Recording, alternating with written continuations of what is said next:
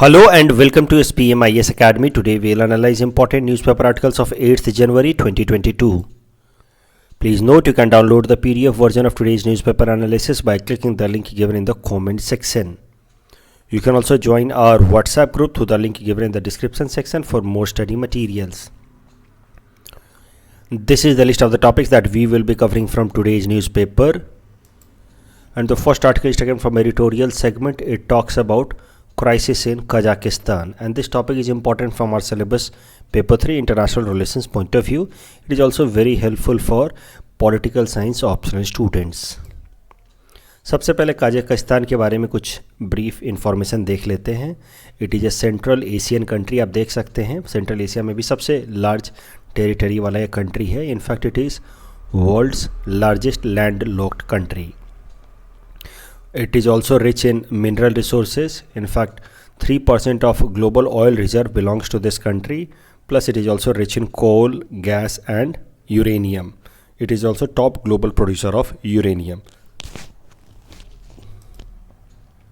अब हाल फिलहाल में क्या कजाकिस्तान के अंदर डेवलपमेंट्स हुए हैं वो समझिए. जैसा कि आप देख सकते हैं कि कोल और गैस में काफ़ी रिच कंट्री है, तो यहाँ की ज़्यादातर जो ऑटोमोबाइल्स हैं वो एलपीजी से चलते हैं. In fact more than 90% of automobiles of Kazakhstan runs on LPG.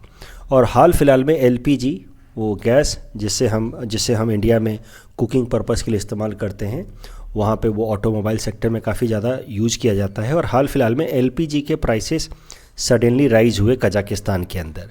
And because of this sudden spike in the price of LPG एक प्रोटेस्ट स्टार्ट हुआ कजाकिस्तान के अंदर, जो प्रोटेस्ट बाद में काफ़ी ज़्यादा वायलेंट हो गया. और ये प्रोटेस्ट इतना वायलेंट हो गया कि फिर कजाकिस्तान की सरकार को अपने जो कैबिनेट है उसको डिसमिस करना पड़ा.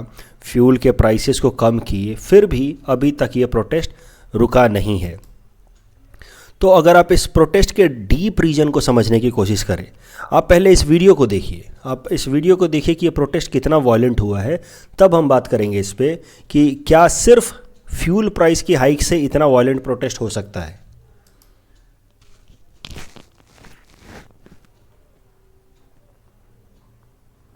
देखिए एयरपोर्ट पे लोगों ने आग लगा दिया. अलमाटी कजाकिस्तान का जो एयरपोर्ट है, पुलिस के साथ इतनी फियर्स लड़ाई हो रही है.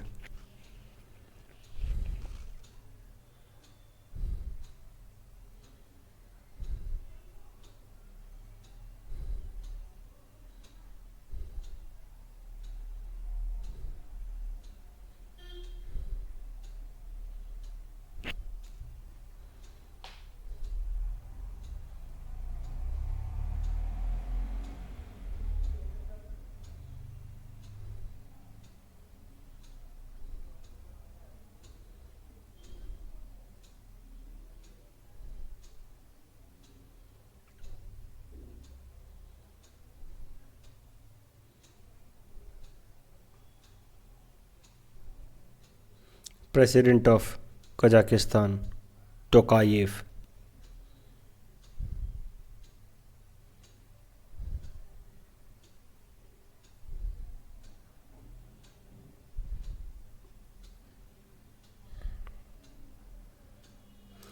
तो ये इमेजेस देख करके एक बात तो क्लियर है कि सिर्फ फ्यूल प्राइस हाइक से इतना फियर्स वायलेंस नहीं होना चाहिए.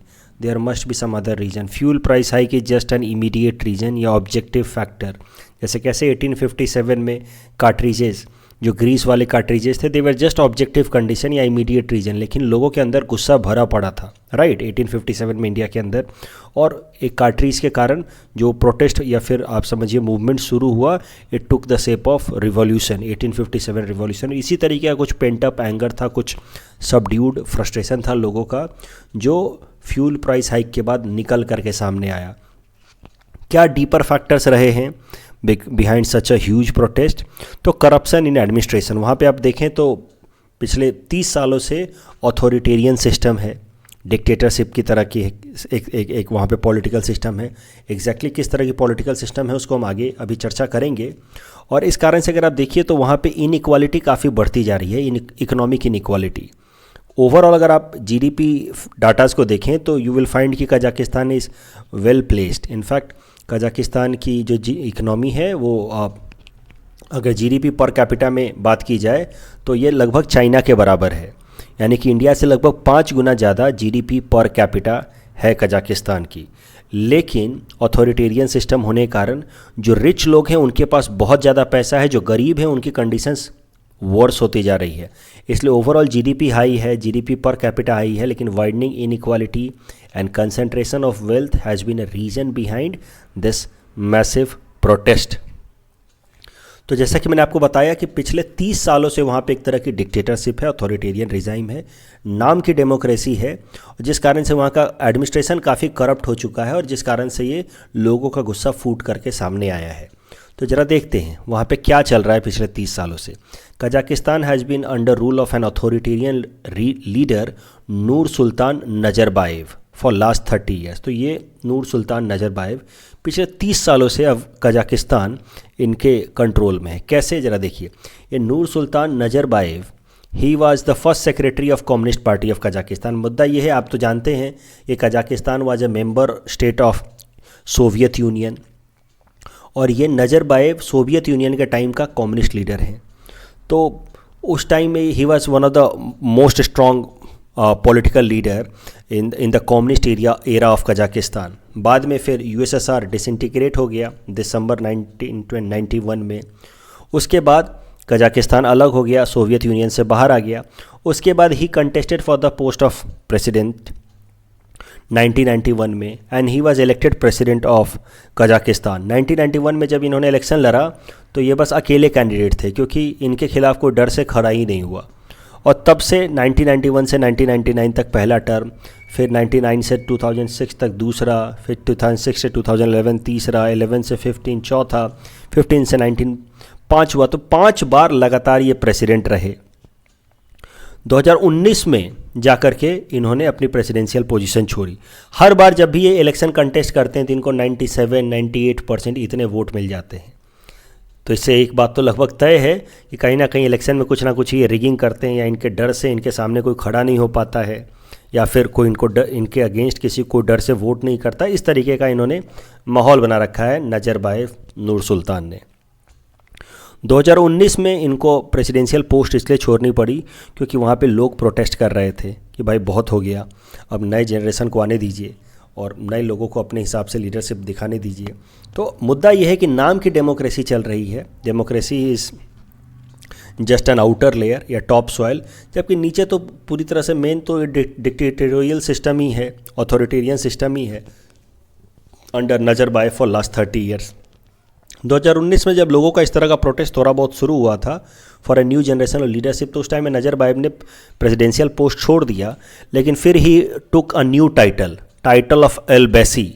एलबेसी means leader of the nation, और कजाकिस्तान का एक इम्पॉर्टेंट ऑर्गेनाइजेशन है सिक्योरिटी काउंसिल, उसका ये चेयरमैन बन गए। तो मुद्दा ये है कि प्रेसिडेंशियल पोस्ट छोड़ दिया इन्होंने, नया प्रेसिडेंट बना दिया, टोकाएव को बना दिया, टोकाएव के नीचे नई कैबिनेट आ गई, लेकिन अभी भी ये सब लोग जो हैं इन्हीं के चुने हुए थे और इन्हीं के हिसाब से काम कर रहे थे। तो जैसे कहते हैं ना कि यूपीए सरकार के टाइम में सोनिया गांधी रिमोट कंट्रोल से कैबिनेट को चलाती थी, सरकार को चलाती थी, उसी तरीके का कुछ माहौल इन्होंने बना दिया। तो डायरेक्टली एंड इनडायरेक्टली अभी भी कंट्रोल इनके हाथ में ही रहा नजरबाएव के, और इसी कारण से लोग यहाँ फ्रस्ट्रेट हो गए कि यार तुमने 2019 में सरकार बदली भी तो नाम की बस बदली, और अभी भी you control the entire administration. ये इन्होंने पूरे कजाकिस्तान के ऊपर अपना एक समझिए कि स्ट्रॉन्ग कंट्रोल बना करके रखा हुआ था। आपको पता है कि कजाकिस्तान की जो कैपिटल सिटी थी अस्ताना, उसका नाम बदल के नूर सुल्तान कर दिया गया। इन्होंने अपना नाम के बाद कजाकिस्तान की कैपिटल सिटी का नाम बदल दिया नूर सुल्तान। तो एक स्ट्रॉन्ग कंट्रोल जमाया हुआ था, जगह जगह पे अपने इस तरह के स्टैचूज़ लगवा दिए थे इन्होंने, नजरबाएव ने। अब हुआ क्या कि एकाएक से 2022 में जैसे ही फ्यूल प्राइसेस बढ़े, लोग फ्रस्ट्रेट हो गए, लोग फ्रस्ट्रेट होकर के रिवोल्ट करने लगे, क्योंकि लोगों के अंदर पहले से बहुत ज़्यादा गुस्सा भरा हुआ था। और इस बार अगर आप रिवॉल्यूशन देखें तो जो प्रोटेस्टर सारी बातें यही कह रहे हैं, ओल्ड मैन गो अवे, मतलब सरल शब्दों में कहें तो बूढ़े अब भी तो छोड़ दो, अब तो ये पोस्ट छोड़ दो, अब तो नए लीडर्स को काम करने दो ऑनेस्ट तरीके से, इंडिपेंडेंट तरीके से। तो इस बार प्रोटेस्ट इतना फियर्स हो गया है, स्ट्रांग हो गया है अगेंस्ट नजरबायेव कि फिर प्रेसिडेंट टोकायेव ने क्या किया, पहले तो कैबिनेट को हटाया, बोला ठीक है लोग हमारी सरकार से दुखी हैं तो मैं कैबिनेट को पूरी तरह से रिमूव कर देता हूँ। फिर भी प्रोटेस्ट चलता रहा, फ्यूल प्राइसेस को कम किया गया, फिर भी प्रोटेस्ट चलता रहा, तो नजरबायेव को head of the security council से भी हटा दिया गया फॉर द टाइम बीइंग। लेकिन अभी भी प्रोटेस्ट चल रहा है, तो क्योंकि लोगों का ऐसा मानना है कि टोकायेव तो नजरबायेव का आदमी है, अगर अभी नजरबायेव को हटाया भी है तो बाद में वापस से he will bring back Nazarbayev, so Nazarbayev will be controlling the government in one way or the other if Tokayev remains in the power.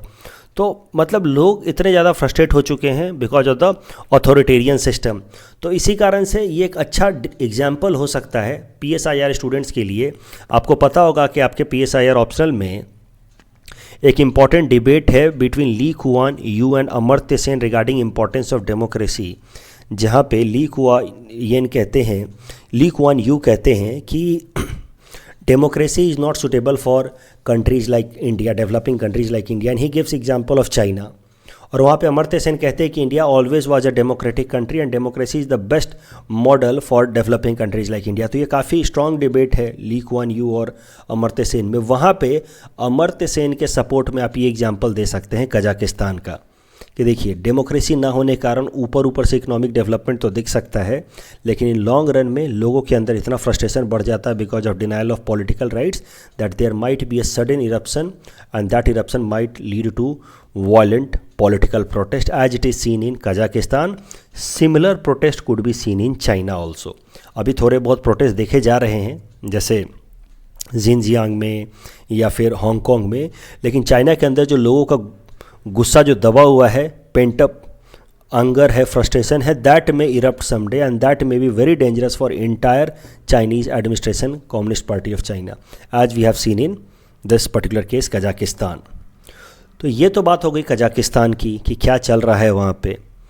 अब सवाल ये उठता है कि हम लोग इसको इतना डिटेल में क्यों पढ़ रहे हैं, why this development is being seen closely by other world countries, why it is so important. तो अब इसको समझने के लिए हमें समझना होगा the geo political impact of this protest. देखिए कजाकिस्तान एक लार्ज टेरिटरी वाला कंट्री है which shares a long border with Russia. और अगर बात की जाए नजरबायेव की, तो नजरबायेव के बारे में मैंने आपको पहले ही बताया कि ये सोवियत एरा लीडर यानी कि USSR के टाइम से ये लीडर हैं and currently is very close to Vladimir Putin, president of Russia. और व्लादिमीर पुतिन के एम्बिशंस तो आप सब जानते हैं, कई दफ़ा मैंने भी बताया है। He wants to revive lost glory of Russia of cold war era. तो जिस तरीके का इमेज था रसिया का, जिस तरह का स्टेचर था रसिया का कोल्ड वॉर के टाइम में, उसको ये रिवाइव करना चाहते हैं। ये कहीं ना कहीं अमेरिका के कंटेंडर या चाइना के बराबर रसिया को खड़ा करना चाहते हैं। और इसके लिए इनको अपने पुराने जो USSR एलाइज थे, कजाकिस्तान, बेलारूस, इन सब का सपोर्ट चाहिए। जो कंट्रीज इनके साथ बॉर्डर में थे, यही सारे कंट्रीज़ तो USSR के मेंबर्स थे, Kazakhstan, Ukraine, Belarus, Latvia, Lithuania, ये सब तो USSR के सैटेलाइट कंट्रीज़ थे along with Russia being the core country. तो इनको अपने पुराने जो USSR अलाइज हैं उनका स्ट्रॉन्ग सपोर्ट चाहिए, तभी जाकर के इनका जो एम्बिशन है to revive the lost glory of Russia of cold war era वो फुलफिल हो सकता है। उसके लिए कजाकिस्तान के अंदर नजरबायेव का रोल काफ़ी इंपॉर्टेंट है। तो मतलब मुद्दा ये है कि Putin has a strong support behind Nazarbayev. और ये जो प्रोटेस्ट शुरू हुआ है कजाकिस्तान के अंदर अगेंस्ट नजरबायेव, इसमें पुतिन कहीं ना कहीं उनको ज़रूर सपोर्ट करेंगे। इस पूरे इंटरनल मैटर ऑफ कजाकिस्तान में पुतिन ज़रूर इंटरफेयर करेंगे। क्यों? क्योंकि पुतिन के लिए Kazakhstan, Belarus, Ukraine, Georgia, Azerbaijan, ये सारे कंट्री जो रसिया के साथ बॉर्डर शेयर कर रहे हैं बहुत इंपॉर्टेंट हैं, क्योंकि पुतिन नहीं चाहते कि ये तमाम कंट्री जो हैं वो US इंक्लाइंड हो जाएं। क्योंकि अगर ये सब US या वेस्ट इंक्लाइंड हो गए तो फिर NATO फोर्सेस यहाँ तक पहुँच जाएंगे, और अगर NATO फोर्सेस यहाँ तक पहुँच गए तो it will be a kind of threat, security threat for Russia. आपको तो पता है कि इस्टोनिया, लैटविया, लुथानिया, इन सब ने NATO ज्वाइन कर लिया, पोलैंड ने भी NATO ज्वाइन कर लिया, रोमानिया ने NATO ज्वाइन कर लिया, यूक्रेन भी NATO ज्वाइन कर सकता है। कई सालों से बातें चल रही हैं, लेकिन यूक्रेन को कितना प्रेशराइज कर रखा है रसिया ने, आपको पता है। 2014 में क्रीमिया अक्वायर कर लिया था फोर्सफुली रसिया ने, और एक तरीके का डायरेक्ट थ्रेट दे रखा है यूक्रेन को रसिया ने कि अगर तुम नाटो ज्वाइन करते हो then we will perhaps announce direct war against you. तो इस तरह के हालात हैं। तो मुद्दा ये है कि नज़रबायेव को पूरा पूरा सपोर्ट मिलेगा पुतिन का, और इस कारण से ये जो कजाकिस्तान के अंदर का इंटरनल कन्फ्लिक्ट है that might lead to revival of cold war 2.0, क्योंकि अगर कजाकिस्तान के अंदर पुतिन ने सपोर्ट किया नज़रबायेव को तो हो सकता है कि प्रोटेस्टर्स को यूएस सपोर्ट करे, and that might be the beginning of cold war 2.0, second phase of cold war. देखिए, पुतिन तब से कोशिश कर रहे हैं रसिया की अपनी लॉस्ट इमेज या ग्लोरी को रिवाइव करने की। फॉर एग्जांपल 2014 में आपको पता होगा ये छोटा सा जो आप पेनिनसुला देख रहे हैं क्रीमिया, इसको फोर्सफुली रसिया ने एक्वायर कर लिया था just in order to manifest its power, क्योंकि Ukraine was turning out to be more and more pro west. तो यूक्रेन को एक तरह की चेतावनी थी। हाल फिलहाल में भी यूक्रेन और रसिया के बीच में काफ़ी ज़्यादा टेंशन्स बढ़े हुए हैं, और यूक्रेन जो है वो चाह तो रहा है कि पोलैंड रोमानिया की तरह वो भी नाटो फोर्सेस को ज्वाइन कर ले, लेकिन रसिया ऐसा बिल्कुल नहीं होने देगा क्योंकि Ukraine shares a long boundary with Russia. अगर आपको क्रीमिया क्राइसिस को डिटेल में समझना है तो आप 19 नवंबर 2021 के हमारे न्यूज़पेपर एनालिसिस को देख सकते हैं। वहाँ क्वेरी सेक्शन में मैंने क्रीमिया क्राइसिस को, एनेक्सेशन ऑफ क्रीमिया बाय रसिया को डिटेल में समझा रखा है, कैसे यहाँ पे जो सेवास्तोपोल पोर्ट है उस कारण से रसिया ने इसको अक्वायर किया है। उसके अलावा इसी तरह के हालात बने थे बेलारूस में, जिस तरह के हालात अभी बने हैं कजाकिस्तान में, ऐसे ही हालात बने थे बेलारूस में, जब वहाँ का जो ऑथोरिटेरियन लीडर हैं अलेक्जेंडर लुकाशेंको, वो भी इसी तरीके से पिछले लगभग 25-26 सालों से नाम का इलेक्शन होता है, वहाँ पे ये प्रेसिडेंट बने हुए हैं सिंस 1994। तो इनके खिलाफ भी वहाँ पे लोगों ने प्रोटेस्ट किया, लेकिन उस प्रोटेस्ट को सप्रेस करने में रसिया ने काफ़ी प्रोएक्टिव रोल प्ले किया, और इसी तरीके का प्रोटेस्ट अब कजाकिस्तान में हुआ है। तो यहाँ के भी प्रोटेस्ट को होपफुली रसिया सप्रेस करेगा ही करेगा, और नज़रबायेव को सपोर्ट करेगा ही करेगा। अब देखते हैं, it is yet to be seen कि how Putin will respond to this Kazakhstan crisis. लेकिन अभी हाल फिलहाल में न्यूज़ निकल के ये आई है कि अब रसिया ने अनाउंस किया है कि it will use CSTO in order to bring law and order in Kazakhstan. तो CSTO क्या है, इसको ज़रा देखते हैं। मुद्दा यह है कि CSTO का इस्तेमाल किया जाएगा, ये पुतिन ने फैसला लिया है कजाकिस्तान के अंदर लॉ एंड ऑर्डर को रिवाइव करने के लिए। CSTO का फुल फॉर्म है collective security treaty organisation. This can be considered as Russia's alternative to NATO. This collective security treaty organization is a Russia-led military alliance that was created in 2002 with help of 6 former Soviet states. ये 6 states Armenia, Belarus, Kazakhstan, Kyrgyzstan, Russia and Tajikistan, इन 6 ने मिल करके ये central security treaty organisation बनाया है, और अब इसी का इस्तेमाल किया जाएगा कजाकिस्तान के अंदर पीस एंड स्टेबिलिटी लाने के लिए। So this can be considered as Russian counterpart of NATO.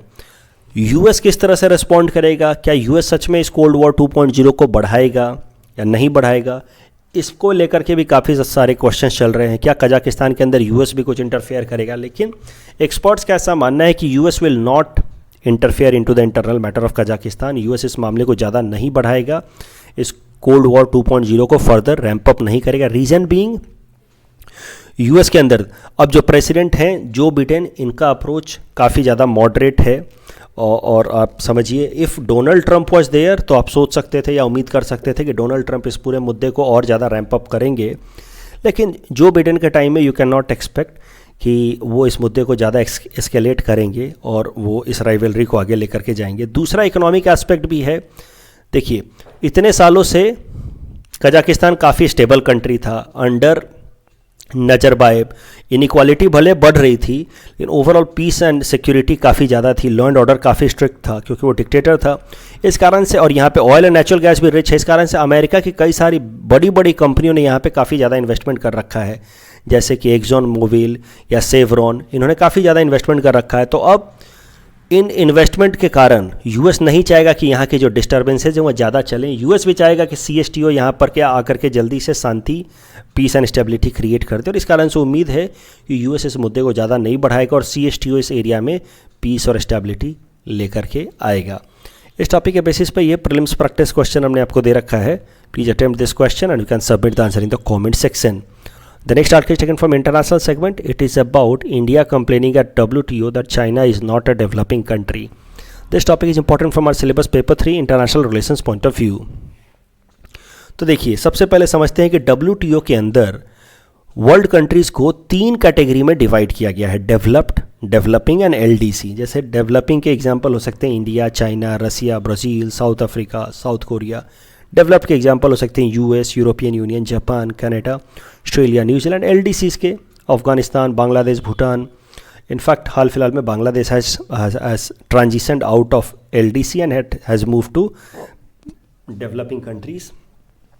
तो उसको आगे हम लोग देखेंगे। मुद्दा ये है कि WTO के अंदर कंट्रीज़ को 3 पार्ट में डिवाइड किया गया है। WTO allows member countries to classify themselves as developed and developing. तो ये बात आपको ध्यान से समझनी है कि कौन डेवलप्ड कहा जाएगा, कौन डेवलपिंग कहा जाएगा, इसकी कोई क्राइटेरिया WTO ने नहीं दी है। It has left on the countries themselves to declare whether they are developing और डेवलप्ड। वो बात अलग है कि मेंबर कंट्रीज, बाकी के मेंबर कंट्रीज चैलेंज कर सकते हैं किसी भी कंट्री को कि ये कंट्री डेवलपिंग नहीं कहा जाना चाहिए क्योंकि इसके कुछ कुछ बेसिक फीचर जो है डेवलपिंग जैसे नहीं है। लेकिन हर कंट्री को आज़ादी दी गई है कि वो अपने आप को डेवलपिंग या डेवलप्ड कह सकता है। LDCs के लिए क्राइटेरिया अलग है। डेवलपिंग कहलाने के फ़ायदे हैं कुछ कुछ। तो फ़ायदे ये हैं कि कोई भी अगर नया लॉ या कन्वेंशन माना जाता है WTO पे, तो उसको इम्प्लीमेंट करने के लिए डेवलपिंग कंट्रीज़ को ज़्यादा वक्त दिया जाता है, लॉन्गर ट्रांजिशन पीरियड। उसके अलावा डेवलपिंग कंट्रीज़ को बहुत सारे टेक्निकल असिस्टेंस भी मिलते हैं फ्रॉम डेवलप्ड कंट्रीज़। उसके अलावा डेवलपिंग कंट्रीज़ के ऊपर कम लिमिटेशंस रहते हैं as compare to developed countries. For example आपको पता होगा एग्रीकल्चरल सब्सिडीज़ को कट डाउन करना है। एग्रीकल्चर के अंदर जो ट्रेड डिस्टॉर्टिंग सब्सिडीज़ होते हैं, जिसको हम लोग एम्बर बॉक्स सब्सिडीज़ कहते हैं, under agreement on agriculture of WTO, उसमें डेवलपिंग कंट्रीज़ के लिए 10% तक का लिमिट है, जबकि डेवलप्ड कंट्रीज़ के लिए बस 5% का लिमिट है। तो मुद्दा ये है कि कौन डेवलप्ड होगा, कौन डेवलपिंग होगा, इसकी कोई क्राइटेरिया नहीं है। लेकिन अगर आप अपने आप को डेवलपिंग कैटेगराइज करते हैं तो आपको कुछ कुछ बेनिफिट्स ज़रूर हैं। LDCs के लेकिन क्राइटेरिया जरूर है। आप अपने आप को डेवलप्ड या डेवलपिंग कैटेगराइज कर सकते हैं, अपने मर्जी से LDC नहीं डिक्लेयर कर सकते। LDC की जो क्राइटेरिया है वो डिटरमाइन करता है यूनाइटेड नेशन। यूनाइटेड नेशन के हिसाब से 46 कंट्रीज LDC कंट्री हैं, वो कंट्री जो काफ़ी गरीब हैं, और उन 46 में से 35 WTO के मेंबर हैं। Over a period of time 9 countries have graduated so far from LDC category to developing. हाल फिलहाल में 3 देश आपको नाम याद रखना चाहिए, Bangladesh, Nepal and Laos, that has migrated from LDC to developing. अब करंट न्यूज़ पे आ जाते हैं। मुद्दा यह है कि इंडिया और चाइना दोनों ही डेवलपिंग नेशंस में हैं, डेवलपिंग कैटेगरी में हैं ऑफ WTO। हाल फिलहाल में WTO के ट्रेड पॉलिसी रिव्यू में इंडिया ने चाइना के डेवलपिंग कंट्री होने के स्टेटस को चैलेंज किया कि भाई चाइना कैसे डेवलपिंग कंट्री हो सकता है। यहाँ पे आपने देखा कि हर कंट्री अपने हिसाब से अपने आप को डेवलपिंग या डेवलप कैटेगराइज कर सकता है, लेकिन कोई दूसरा मेंबर कंट्री चैलेंज जरूर कर सकता है किसी भी कंट्री के अपने पोजीशन को कि how this country can be called developing. और यही किया इंडिया ने इस बार। इंडिया ने चाइना के डेवलपिंग होने के इस क्राइटेरिया को क्वेश्चन किया है। इंडिया के हिसाब से अगर वर्ल्ड बैंक डेफिनेशन देखा जाए तो वर्ल्ड बैंक के डेफिनेशन के हिसाब से regarding per capita income, China belongs to upper middle income country. And when China is upper middle income country, how can China claim itself to be developing one. इस topic के basis पे prelims practice question हमने आपको दे रखा है। Please attempt this question and you can submit the answer in the comment section. The next article is taken from National segment. It is about PM security breach and this topic is important from our syllabus paper 3 Indian polity point of view. तो देखिए ये news भी आपने ज़रूर सुन लिया होगा। 5 जनवरी 2022 को हमारे प्रधानमंत्री भटिंडा पहुँचे इन पंजाब और वहाँ से फिर उनको जाना था national martyrs memorial that is in Hussainiwala, और भटिंडा से ये हुसैनवाला उनको हेलीकॉप्टर से जाना था, लेकिन मौसम ख़राब होने के कारण उनको फिर रोड से ट्रैवल करना पड़ा। और रोड से जब वो ट्रैवल कर रहे थे तो एक जगह रास्ते पे कुछ फार्मर्स प्रोटेस्ट कर रहे थे, जिस कारण से उनकी गाड़ी रोक दी गई और उनको वहाँ पे लगभग 15-20 मिनट तक इंतज़ार करना पड़ा। This is consider to be as a major security breach for prime minister. भाई हमारी आपकी गाड़ी रुक जाए 15 मिनट, 20 मिनट, 1 घंटा, 1.5 घंटा ऐसे जाम में तो एक अलग बात है। प्रधानमंत्री की गाड़ी 15 मिनट रुकना is consider to be a major security breach. तो अभी ये तो न्यूज़ है, लेकिन हमसे किस किस तरह के सवाल अब पूछे जा सकते हैं पीटी में या मेंस में, वो हम ज़रा देखते हैं। क्योंकि अब प्रधानमंत्री की सिक्योरिटी न्यूज़ में आई है तो हमें देखना होगा कि प्रधानमंत्री की सिक्योरिटी की जिम्मेदारी है किसकी। The protection of prime minister is taken care by special protection group, एक अलग से ग्रुप है SPG, जिसको बनाया गया है 1988 में after assassination of Indira Gandhi, जिसकी सोल रिस्पॉन्सिबिलिटी है SPG की only responsibility of the SPG is to protect the prime minister of India, whether prime minister is in India और इज इन अब्रॉड, उनकी SPG की जिम्मेदारी होती है प्राइम मिनिस्टर को प्रोटेक्ट करना। SPG को 1988 में बनाया गया with help of a law, जिसको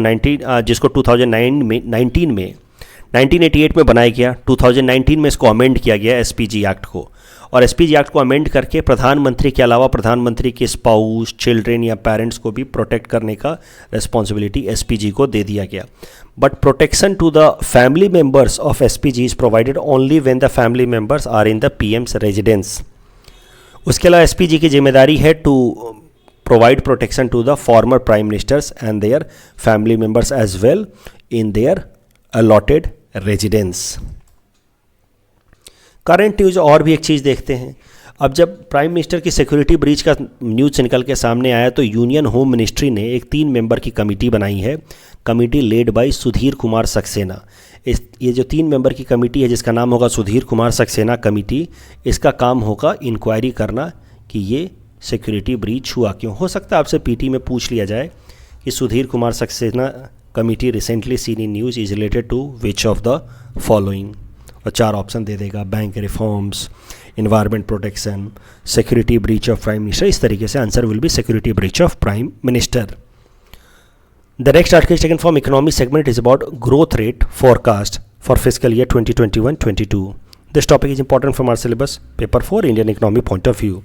तो देखिए NSO आपको पता है हमारे देश की एजेंसी है जो ministry of statistics planning and implementation के अंतर्गत काम करती है, जिसका काम होता है हमारे देश के अंदर ग्रोथ डाटास को निकालना, GDP ग्रोथ डाटा को निकालना। NSO ने प्रोजेक्ट किया है कि फिजिकल ईयर 2021-22 में इंडियन इकोनॉमी का ग्रोथ रेट रहेगा 9.2%। अगर एब्सोल्यूट सेंस में बात की जाए तो रियल जीडीपी का मतलब आई होप आपको पता होगा कांस्टेंट प्राइस पे जब जीडीपी निकाली जाती है और constant price is taken with help of base year 2011-12, तो real GDP for year 2021-22 will be 147.5 lakh crore, which will be 9.2% higher with respect to real GDP of last year fiscal, जिसमें real GDP of last physical year was 135.13 lakh crore. अब real GDP याद करने की ज़रूरत नहीं है, आपको कुछ ट्रेंड देखना है। ट्रेंड में आपको ये देखना है कि पिछले 5 सालों से इंडिया की जीडीपी लगातार कम ही हो रही है, 8.3, 6.8, 6.5, 4 से -7.3। पिछले साल तो माइनस में चले गए थे, इस साल उम्मीद है कि वी विल ग्रो बाय 9.2%। कल जो हमने आपको प्रैक्टिस क्वेश्चन दिया था उसका आंसर देख लेते हैं। Which of the following is not a member of SAARC? Correct answer is option D, Myanmar. Jagannathpuri temple is also known as white pagoda, absolutely correct. Konark temple in Orissa is one of the 4 Char Dham, this is wrong, it is not Konark, it is Puri temple which is one of the 4 char dham, so the correct answer will be option A, 1 only. That's all from our side for today. Thanks for watching.